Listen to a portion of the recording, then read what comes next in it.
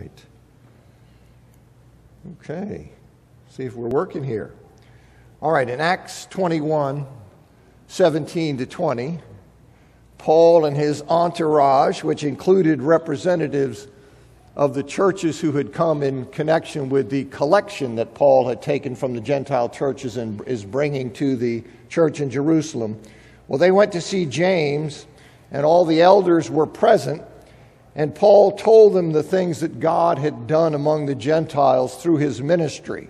And they naturally were thrilled when they learned that. And James and the elders, they told Paul that there were many Jewish Christians in Jerusalem who thought it was important for Jews to continue to observe aspects of the Mosaic law, practices that were deeply ingrained elements of Jewish identity. This would include things like circumcision, Sabbath observances, food laws, certain ritual practices. And they were suspicious of Paul because they had been told that Paul taught the Jews who were out in the diaspora, those who were out living among the Gentiles away from Palestine, that he taught them to stop observing the law. In other words, they'd been told that Paul not only prohibited the binding of the law on Gentiles, but that he also denied that a Jew could voluntarily continue to practice their ancestral customs like circumcising children. So that's the word they had gotten. And the truth is that Paul did no such thing.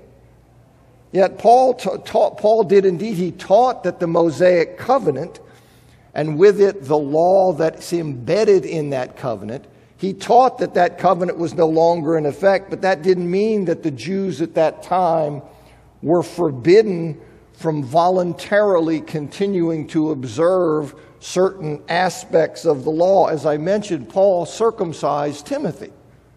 And Paul almost certainly in Acts chapter 18 made a Nazirite vow. So it's not like he's saying one can't voluntarily follow some of these things. Not at all. Now, knowing that Paul's presence would quickly become known throughout the church, and knowing that you had this element that had been misinformed about what Paul taught, and they were very suspicious of him, knowing that his presence is going to be known there, quickly become known, James and the elders, they instruct Paul how to combat the false rumor that he was opposed to all Jewish observance of the law. And the details of the situation and the solution that they propose are obscure, but here's what's probably happening. There were 4 Jewish Christians who had taken a voluntary Nazirite vow. So you've got the Jewish Christians who'd taken that vow, the period of which, when they set for the vow, which had to be more than 30 days, but the period of that Nazirite vow they had taken was about to end. And completion of that voluntary Nazirite vow, it involved a ceremony in the temple in which the participants' hair was shaved and then burned as an offering. And there were other costly sacrifices were presented as specified in Numbers chapter 6, verses 14 and 15. There was a male and female lamb, there was a ram, there was a cereal and drink offerings. And so what was done is Paul was asked to accompany the 4 men for the completion of their vow and to bear the associated expenses, because some of these sacrifices are going to cost money. Now, to be able to enter the temple for that purpose, for accompanying them on their vow and bearing their expenses while they engaged in that completion of their Nazirite vow, Paul needed to go through a purification rite of his own. A purification from ritual defilement, analogous to that you see in Numbers chapter 19, verse 12. As F.F. Bruce says in his commentary, he says, 2 kinds of hagnismas purification coincided in time. Once Paul's purification was completed, he would help the 4 Nazirites complete theirs by paying their expenses.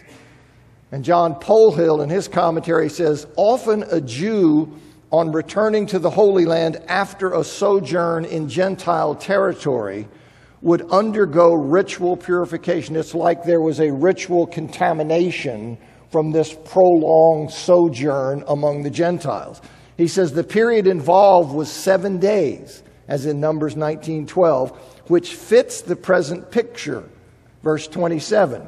Paul thus underwent ritual purification to qualify for participation in the completion ceremony of the 4 Nazirites, which took place within the sacred precincts of the temple. So for him to do his role in helping them complete and finalize their Nazirite vow, he himself had to undergo a ritual purification.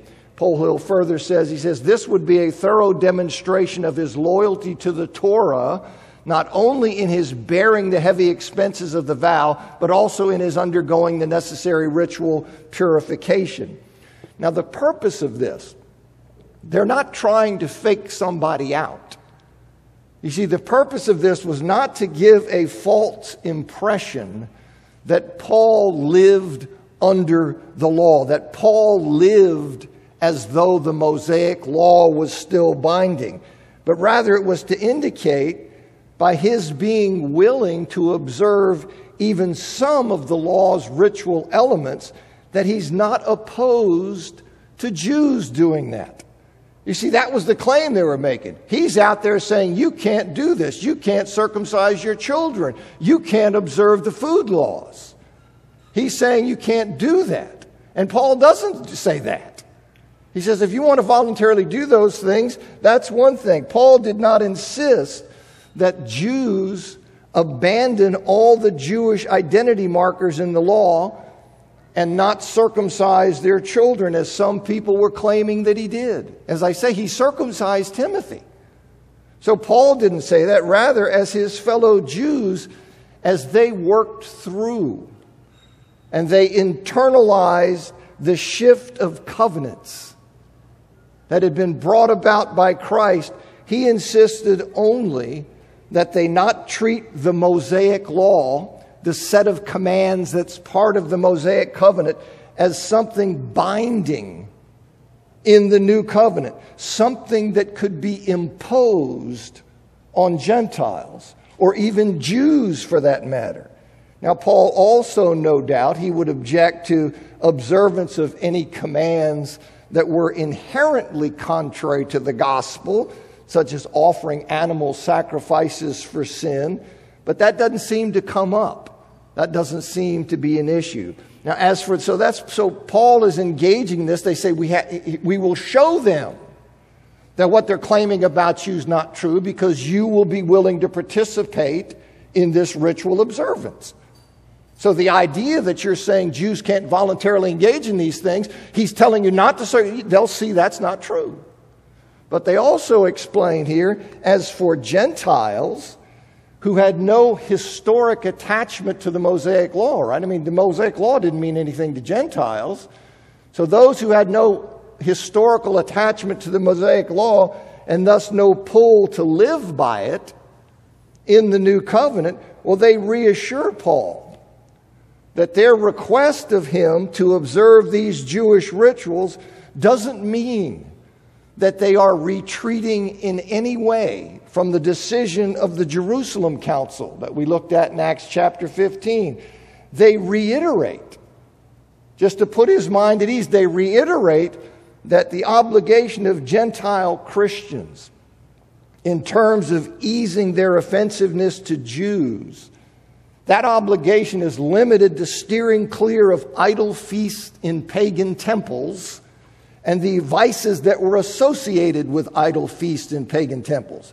Now, to know why I said that, you'd have to have been with us when I went through chapter 15. But I explained to you that's what I think is going on. If you just arrived today, you'd say, why is he saying that? Well, I can't go back and redo the whole thing all the time.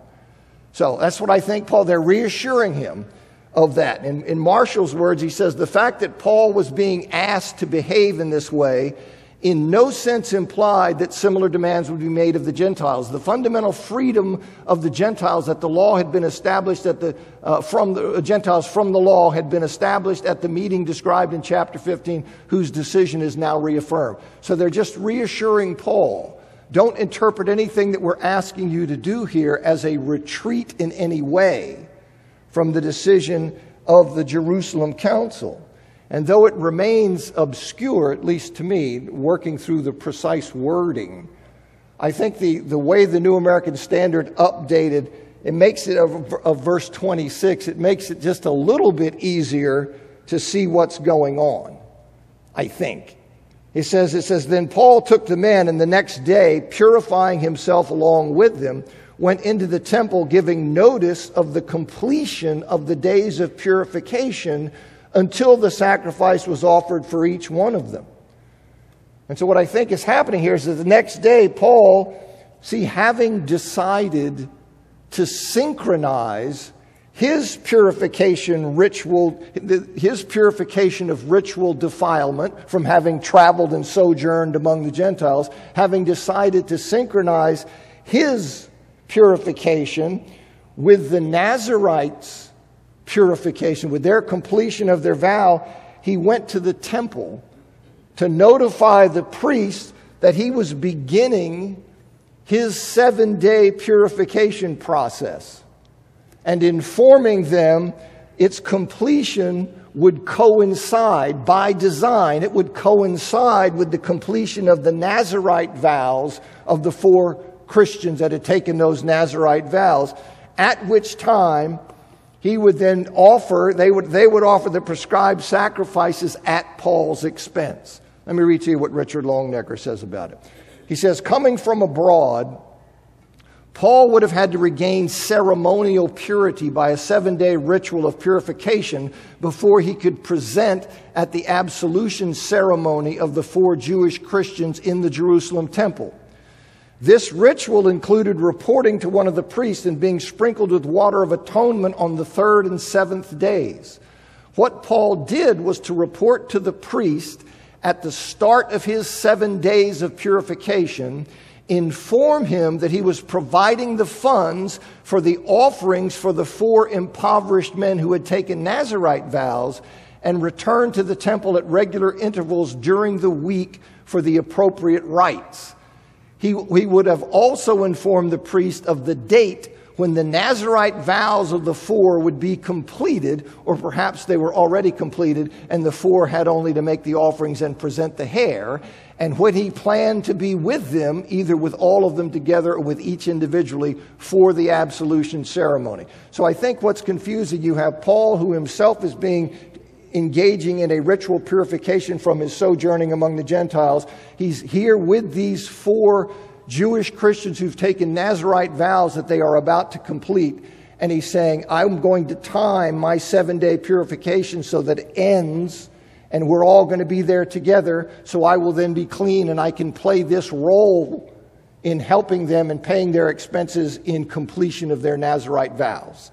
So I think that's what's going on. But whatever the specifics of the ceremonies in the temple, whatever the specifics of that, when Paul went to the temple at the end of the 7-day period to complete his purification, when he goes there to complete his purification, the Jews from Asia, well, they recognized him and they stirred up the crowd and they grabbed him.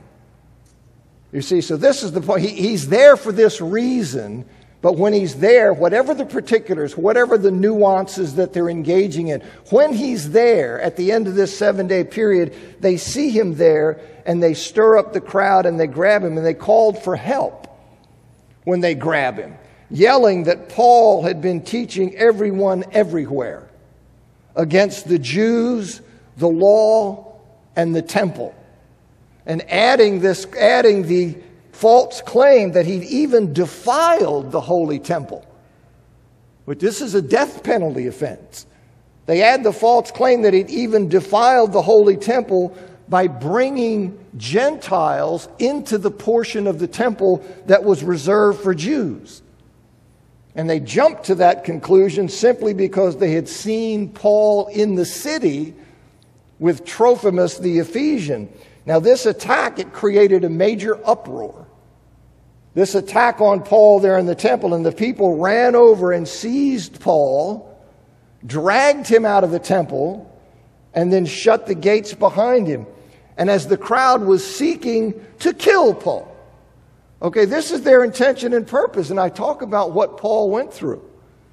Here the crowd, they're so angry and upset, they're seeking to kill him. And as they're doing that, well, news of this disturbance shoots to the Roman tribune, to the Roman commander who ran to the scene with soldiers and centurions. And when the mob saw them, they stopped beating Paul. And the commander, who we later learn is Claudius Lysius, this commander, he assumed that Paul had committed some serious offense. Of course he did. Like you've seen, maybe you have seen videos where somebody tries to snatch somebody's purse in a village somewhere or a small town. And it's thwarted, and then all the people in the town come and start kicking this guy. Okay, so when you see that, your instinct, what you're thinking is, this guy's done something wrong that has caused the community to descend on him this way. So this is what's going on. He assumes that Paul had committed some serious offense, and he arrests him, puts him in chains, and he inquired who he was and what he had done. And the crowd is so agitated. The crowd's just so worked up, so loud. They're shouting different things that he couldn't get to the bottom of the matter. It was just chaos. He's trying to find out, but they're all just screaming and everything and shouting. So he had Paul brought into the barracks. And the crowd was so threatening and so bent on violence against Paul that at one point the soldiers literally carried Paul. They had to live, it's like one of these things, they're carrying him over the crowd because the crowd was that worked up. And when Paul asked the commander, and he asked him in polished Greek for permission to speak to him. Well, the commander, when he hears how Paul speaks, he guesses that he's the Egyptian Jew. Somebody maybe from Alexandria. Somebody who had a chance to develop sophistication in Greek. So he asked him, he thinks here that he's the Egyptian Jew who a few years earlier had stirred up a revolt. So he sees all this tumult. He gets Paul and says, what's going on? Paul asks him, can I speak to you? He hears Paul speaking in polished Greek, and then he assumes that Paul, he says, aren't you the Egyptian Jew who a few years ago started this revolt? And that revolt, as Darrell Bach comments, he says, this rebel, this Egyptian Jew that he's talking about, attracted followers during the time of Felix. And we see Felix, who ruled here in 52 to 59, and he said he would bring down the walls of Jerusalem, much like Jericho. When the Romans attacked, as he approached the Mount of Olives, he escaped and never appeared again, although 400 died and 200 were captured. So this was a revolt, and he's saying, aren't you that guy? So he's thinking, now this person has made a reappearance here in Jerusalem. And aren't you that person? And Paul corrects him. And he explains that he's a Jew from Tarsus in Cilicia. Aren't you from a Jew from Egypt? No, I'm not. What you're hearing and why I am able to speak this way, I am a Jew. I was born in Tarsus in Cilicia, a city of high culture, which explains my facility in Greek. That's where I was born. And he then receives permission to address the people, this crazed mob that is after him. And Paul motions to get their attention. And then he speaks to them in the Hebrew dialect, which really is referring to Aramaic. Aramaic that was spoken in Palestine in the first century. Now, some translations say Hebrew language. Many say Hebrew dialect, but that Hebrew dialect is Aramaic. In fact, some simply say, they render it to make it clear, they render it Aramaic, like the New International Version, the New English Translation, the Christian Standard Bible. But he addresses them, and when the crowd heard him speaking in Aramaic, they became even quieter. When he motions to them, they settle down and are ready to hear him. And then when they hear him speak in Aramaic, just a hush falls over the crowd there. And Paul tells them that though he was born in Tarsus in Cilicia, he was brought up in Jerusalem. That's where I was born. Got my start in Tarsus in Cilicia. But in fact, I was raised in Jerusalem, and I was educated by the famous Rabbi Gamaliel. They all knew Gamaliel. Gamaliel was a boss when it comes to Jewish rabbis. And Paul's saying, listen, he was as orthodox and zealous for God as any of them could want.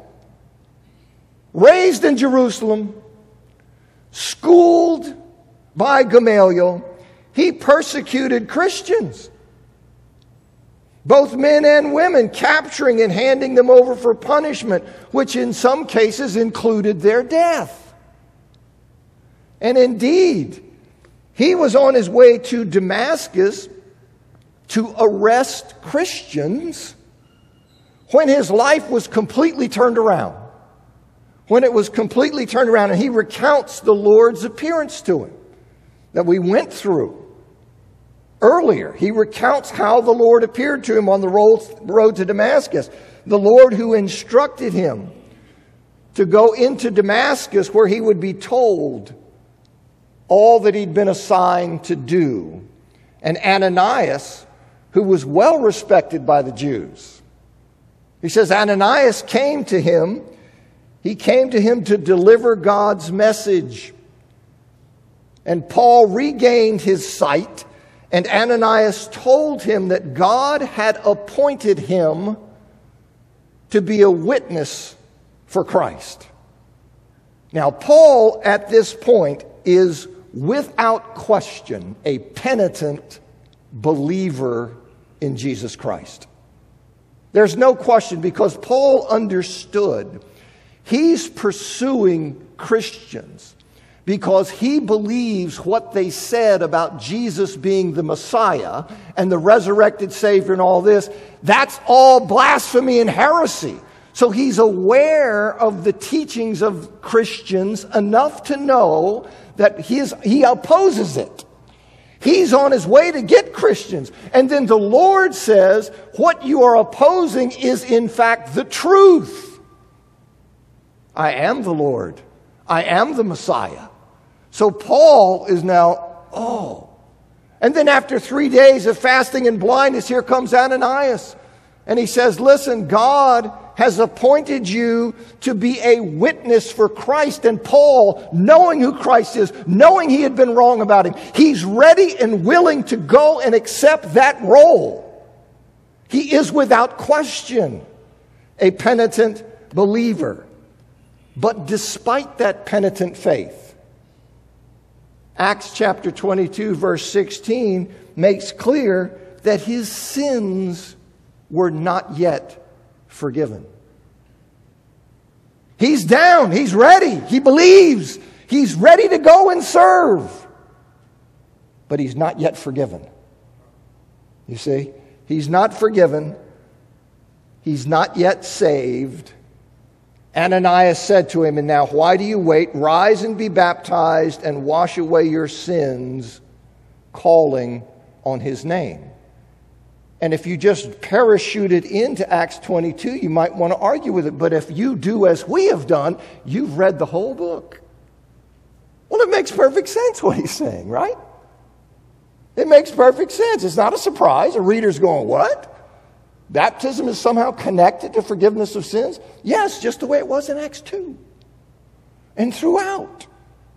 So this is what he says to him. David Peterson, who, as far as I know, has nothing to do with Churches of Christ, David Peterson, commentator, he says, baptism is a means of appropriating the benefits of Christ's saving work, wash away your sins, and receiving the promised forgiveness of sins. Acts 2:38 note. The image of washing in 1 Corinthians 6:11, Ephesians 5:26, Titus 3:5, and Hebrews 10:22 is also probably linked to baptism. Outward washing with water expresses the cleansing from sin that is proclaimed in the gospel and received by faith sacramentally in baptism. By grace, through faith, in or at the time of baptism. That's how to see it. By grace, through faith, in or at the time of baptism. Now, when Paul returned, when Paul goes up, he's converted. Paul returned to Jerusalem after an absence of 2 or 3 years. He stayed for only 15 days. We see that in Galatians 1:18. And his stay in Jerusalem on that return, that first return back after his conversion, after an absence of 2 or 3 years, it was cut short because he argued with the Hellenistic Jews. You see in Acts chapter 9, 26 to 31. He argued with the Hellenistic Jews, that same group that was behind Stephen's stoning. And so Paul, you remember at that time, he was then sent away to Tarsus by the brothers before he was killed. Now his saying, this is in accordance with this idea of Paul going. The brothers are telling him, these Hellenistic Jews are riled up, you need to get out of town. Well, his leaving. We now learn that his leaving, his acceptance of that cajoling by his brothers to leave because the Hellenistic Jews are after you and they're going to kill you. Well, his acceding to their request, we learn that that was in accordance with a vision that received when he was praying in the temple. So now we learn that, you see. He was told by the Lord to leave quickly because they will not accept your testimony about me. In other words, their enmity toward him. The people there in Jerusalem, their enmity, their hostility, these Hellenistic Jews who are worked up about it, it is not going to be placated or assuaged. Whatever you think, Paul, I'm telling you that they're not going to be persuaded. And with that revelation, you see, that we now learn about, Paul then acceded to the brothers' request that he leave the city. That we saw in Acts chapter 9, 29 and 30. And in response to his vision in the temple, Paul registered his disappointment and his bewilderment, noting that all the Jews, all of them were fully aware of how zealous he was in his opposition to the church. They all knew it. That I hated these people. I considered them heretics. I was completely opposed to them. They knew how he had persecuted the church. They knew how he had approved of the stoning of Stephen. So how in the world could they deny his testimony about what had caused his radical reversal? That's what Paul's blowing Paul's mind. He says this isn't a fact dispute. They all understand perfectly well that I was somebody who was zealous against the church. I was rabid. I was going to get them. Now I'm back telling them that Jesus is Lord. How can they not know? How can they not accept what I'm telling them about what has caused my radical reversal? I'm perfectly positioned to persuade them. And so his mind is blown about that. But however difficult it may have been for him to comprehend, the fact was that his opponents were not going to be swayed. Now, have you ever been in that situation? I have. Got me so tired, I'm just not worth spending the energy. I just say, I'm going to put stuff out. You want to see it and read it, fine. You want to argue with it, go talk to somebody else. Okay? I've lived long enough to know. I've lived long enough to know that something you're not going to convince people of much of anything. And so here's Paul saying, I don't understand this. And the Lord is telling him, listen, they're not going to go. They're not going to be swayed. And so the Lord told him, go, for I will send you far away to the Gentiles. In other words, it was not the time for Paul to die for the faith. The Lord says, no, I'm going to send you away. So that's when the brothers, they ship him off to Tarsus that we saw there in Acts 9. Now, when Paul said, he says, and he told me, go, for I will send you far away to the Gentiles. When Paul said that the Lord had sent him to the Gentiles, oh man, these people here lost their minds. They just went crazy.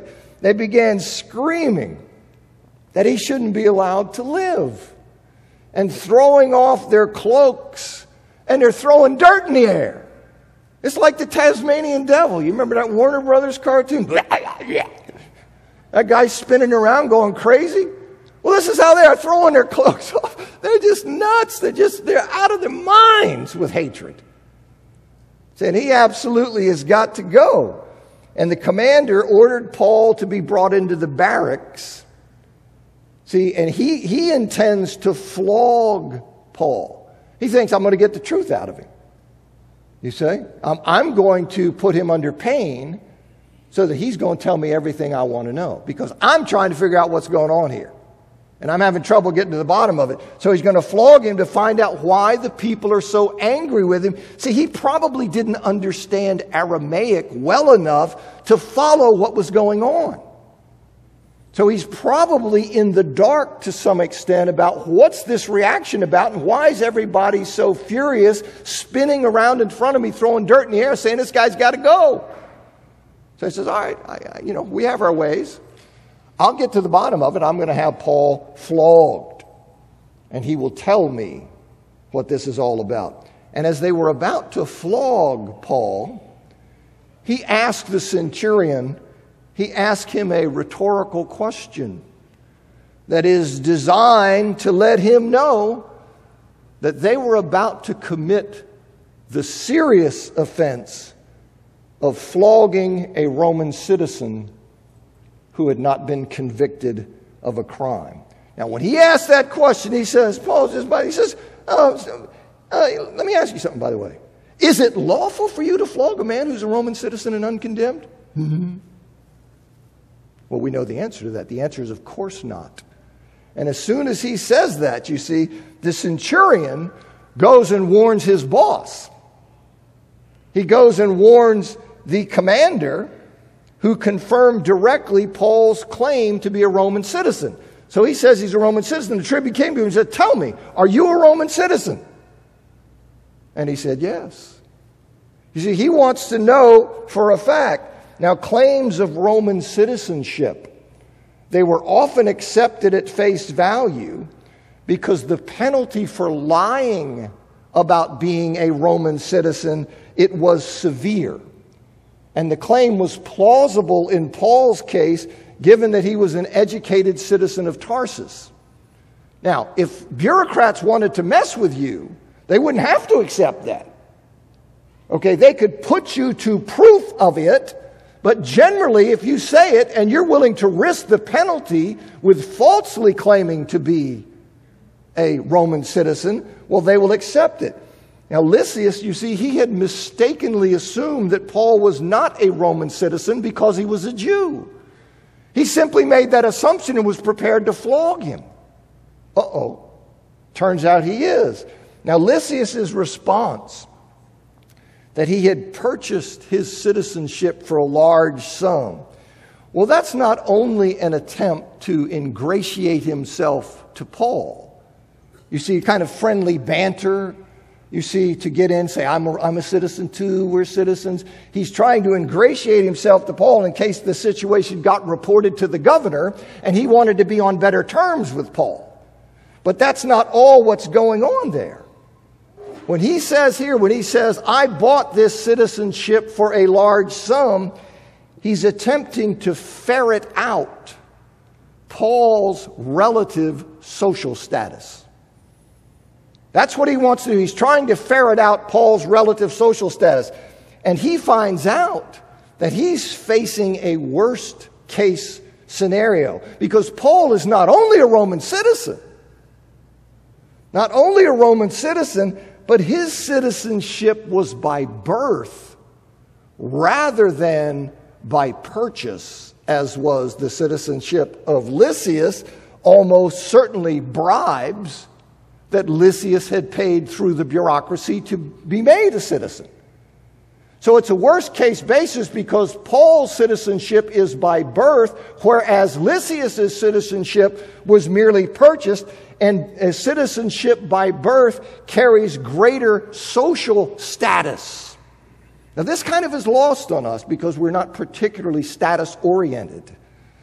But a citizenship by birth carried a higher social status than something that was purchased. It was a double whammy. Not only is he a Roman citizen, he happens to be a Roman citizen of a higher social status than you because he's a citizen by birth and you had to go buy yours by bribes.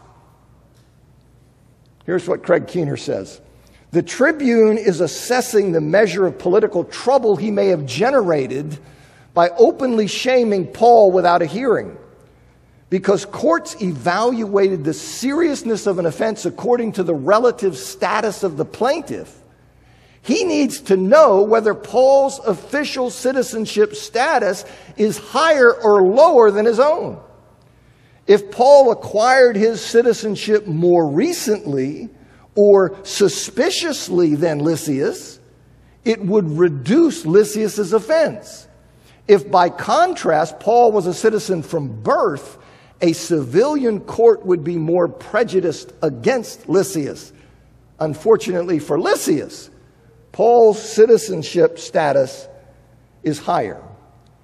You see, and with there being no mitigation of the offense from having a superior citizenship status, with there being no mitigation of the offense from Lysias having a superior status, the fear of the potential repercussions for their action, it was heightened. And that's why you see here that the would-be torturers, when they hear this, they back away. They back away, they withdrew immediately, and it says the commander was afraid. You see? The commander is afraid of what happens. So those about to examine withdrew from him immediately, and the tribune also was afraid, for he realized that Paul was a Roman citizen and that he had bound him. And as I say, these things were taken seriously. And so he's feeling the heat. Now, determined to get to the bottom of the accusations against Paul, what this whole thing's about, what these Jews are saying about Paul. He's still in the dark about this. He's concerned that he's made a mistake. He was ready to flog him. And he's a Roman citizen, so he's feeling in jeopardy, but he wants to find out what is going on here. So he convenes a meeting. He calls the chief priests and all the council, perhaps an unofficial consultation. So he gathers them together and he brought Paul to the meeting. So he's figuring, this is how I'll do it. I'll get all these people who are the leaders of the people who are screaming and everything. I'm going to put them in a room and I'm going to find out what's going on. And so Paul says, essentially, he declares that he's done nothing wrong. That his conscience is clear, and thus that the accusations that have been made against him by the Jews are false. They're lying. That's the upshot. When he says, I've done nothing wrong, my conscience is clear. Whatever these people are saying about me is false. Okay, well, when he says that, Ananias, who served as the high priest from about AD 47 or 48 to 58, and who Josephus indicates was insolent and quick-tempered, well, he ordered that Paul be struck on the mouth, presumably to register his conviction that Paul's lying. So he orders that Paul be struck on the mouth, and Paul was offended by that injustice. Paul did not take kindly to that, and he called out his hypocrisy, saying, God is going to strike you, you whitewashed wall. Are you sitting to judge me according to the law, and yet contrary to the law, you order me to be struck? So this is an injustice, a wrong that is done to Paul, and Paul calls it out, ordering him to be struck. That was contrary to the law because the law required just, fair, and impartial treatment. And you see it, for example, in Leviticus 19:15, Deuteronomy 1:17, 16:19, John 7:51. F.F. Bruce, he says, the rights of defendants were carefully safeguarded by Jewish law, and they were presumed innocent until proven guilty. Paul had not yet been properly charged, let alone tried and found guilty. Now, there were some Jews there who were present, and they rebuked Paul. They rebuked him, asking, do you dare insult God's high priest? And Paul said, I did not know, brothers, that he was the high priest. For it is written, you shall not speak evil of a ruler of your people. Now, most modern commentators think that Paul did in fact know that Ananias was the high priest. And they view his claim to the contrary, his denial, as sarcastic. Not that he's actually saying to them, I didn't know, but that he's taking a shot at Ananias. For example, Gerhard Krodel says, he paraphrases or summarizes what he thinks is going on, how it's being said. I did not think that a man like this, who flouts the law in front of the Sanhedrin, could be the high priest. You see, so I didn't know he was the high priest. The idea is that, well, he's not saying that literally. He's saying, how could anybody like that be the high priest?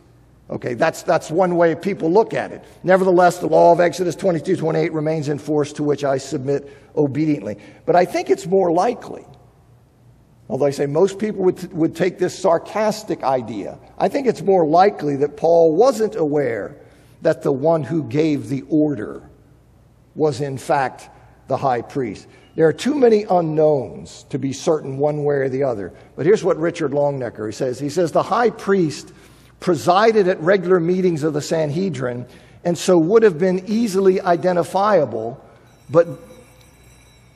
well, let me read this quote and then we'll stop. He said, would have been easily identifiable, but this was not a regular meeting, and the high priest may not have occupied his usual place or worn his robes of office. Furthermore, since he had visited Jerusalem only sporadically during the past 20 years, and since the office of high priest passed from one to another within certain priestly families, Paul might very well not have known who held the office of high priest in AD 58, whether Ananias, who had reigned since 48, or Ishmael ben Fabi, who took the office in 58-59. Nor would he have known any of the current high priestly claimants by sight. So I think it's certainly possible that Paul actually doesn't know who in this crowd, if it's an informal kind of meeting, who had given that order.